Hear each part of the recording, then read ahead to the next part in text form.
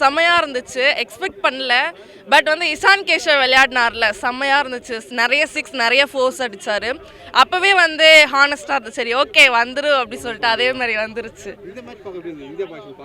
செம்மையாக இருந்துச்சு. பிகாஸ் இப்போது நிறைய போயிட்டு இருக்குதுல்ல, அதுவும் இல்லாமல் வின் பண்ணிடணும் அப்படி சொல்லி ஒரு பவர்ஃபுல்லோடு இருந்தேன். வின் பண்ணிருச்சு. ஸோ ஹாப்பியாக இருக்கு. நல்லா இருந்துச்சு. நல்லாவே விளையாடினாரு. பட் எக்ஸ்பெக்ட் பண்ண அளவில் match India versus Pakistan match இங்கே மெரினாவில் பார்க்க வந்தோம். தமிழ்நாடு கவர்மெண்ட் வந்து ஜிசிசி மூலயமா இங்கே லைவ் டெலிகாஸ்ட் அரேஞ்ச் பண்ணியிருந்தாங்க.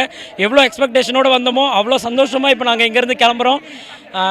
பேட்டிங்கில் வந்து இஷான் கிஷன் செம்ம பர்ஃபார்மன்ஸ் கொடுத்துருந்தாரு.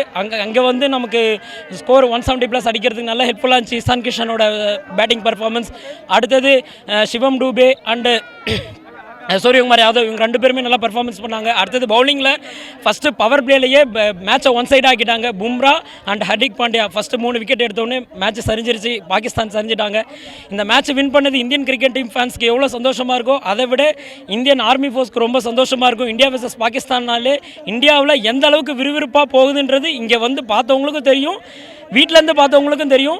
இந்தியன் டீம் கிரிக்கெட் ஃபேன்ஸை விட ஆர்மி ஃபோர்ஸ் ரொம்ப சந்தோஷப்படுவாங்க. Operation Sindoor 3.0 successfully launched.